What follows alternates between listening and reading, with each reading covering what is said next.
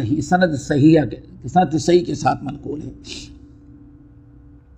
انس بن مالک رضی اللہ تعالیٰ عنہ کہتے ہیں کہ ان رسول اللہ صلی اللہ علیہ وسلم مر بمجلس وهم يضحكون، نبی علیہ السلام ایک مرتبہ گزرے، صحابہ کرام کی ایک جماعت تھی،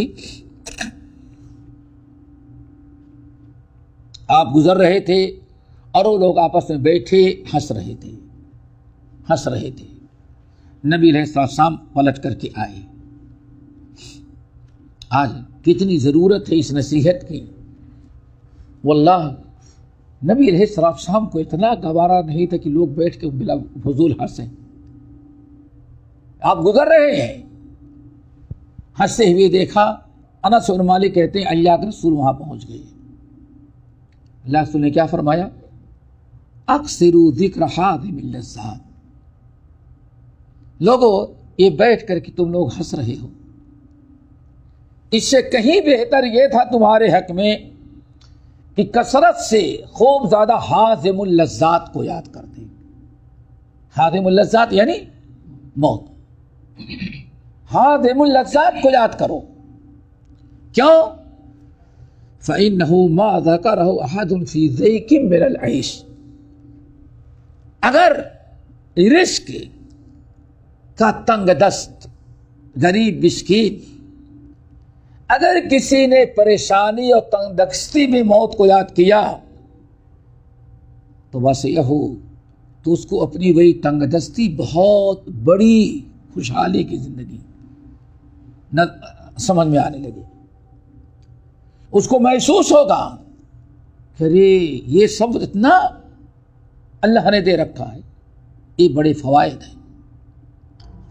اور اگر کسی نے خوشحالی میں موت کو کثرت سے یاد کیا تو موت اس کی دنیا کو اس کے لیے بالکل تنگ کر کے دکھائے گی۔ واللہ انسان یہی سوچے گا کہ اللہ کے بندے اتنی دنیا تو ہے، لیکن سوال ہے اتنی بڑی دنیا میں ہمارے ساتھ قبر میں کیا جائے گی؟ بس سمجھ میں آ جائے گا کہ سوائے ہمارے اعمال کے اور چند میٹر کفن کی کوئی چیز ہمارے ساتھ نہیں جائے گی۔ اتنی پیاری نصیحت کی، بلکہ بعض روایتوں میں تو اس کے اور بہت سے فوائد بیان کیے۔ طبرانی اور بزار کی روایت ہے، حضرت انس بن مالک رضی اللہ تعالی عنہ کی، دیکھو آپ نے فرمایا اکثروا ذکر الموت، آپ نے فرمایا اکثروا ذکر الموت، اے لوگوں کثرت سے ذکر کرو۔ کیوں؟ فَإِنَّهُ تُمَحِّصُ الذُّنُوبَ، اللہ اکبر، اے لوگوں خوب کثرت سے موت کو یاد کرتے رہو۔ کیوں؟ کثرت سے تم موت کو یاد کرو گے کہ تمہارے گناہوں کو صاف کر دے گی۔ کتنا بڑا فائدہ! کیوں؟ موت کو جب خوب کثرت سے یاد کرو گے تو قبر، حشر، یہ ساری چیزیں یاد آئیں گی، اب تمہیں اب گناہوں کا ڈر اور خوف پیدا ہوگا، توبہ استغفار کرو گے، اللہ تعالیٰ کے سامنے رو گے، گڑ گڑاؤ گے۔ جو موت ہی کو نہیں یاد کرے گا وہ تو کبھی کسی چیز کا خوف اس کے دل میں پیدا ہی نہیں ہوگا۔ وَتُزَحِّدُ فِي الدُّنْيَا، اور دنیا سے بے رغبتی پیدا ہوگی۔ موت کو یاد کرو گے تو ایک تو تمہارے گناہ ختم ہو جائیں گے، اور نمبر 2 دنیا سے بے رغبتی پیدا ہوگی۔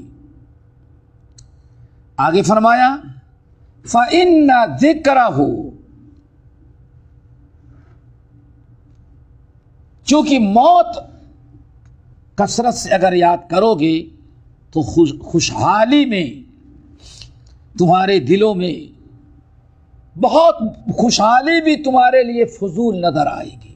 ٹھیک ہے سب کچھ تو دیا ہے، لیکن ہمارے ساتھ جائے گا کیا؟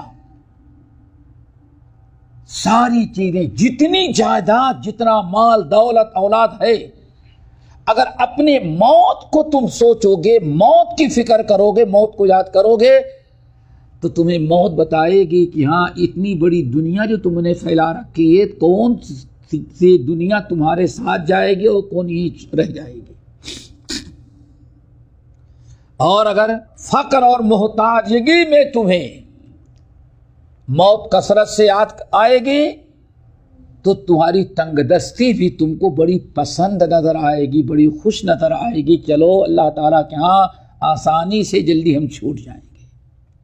اللہ تعالیٰ سے دعا کریں کہ اللہ تعالیٰ ہم سب کو کثرت سے موت کو یاد کرنے کی توفیق نصیب فرمائے۔ کہا جاتا ہے کفا بالموت واعظاً، سلف کہا کرتے تھے کفا بالموت واعظاً، سب سے بڑی نصیحت کرنے والی اور برائی اور منکرات سے روکنے والی چیز جو ہے موت کی یاد ہے۔ کفا بالموت واعظاً، غیروں کی موت کو دیکھ کر کے انسان جو عبرت و نصیحت حاصل کرتا ہے، کہا گیا یہ سب سے بڑا واعظ ہے، سب سے بڑا نصیحت کرنے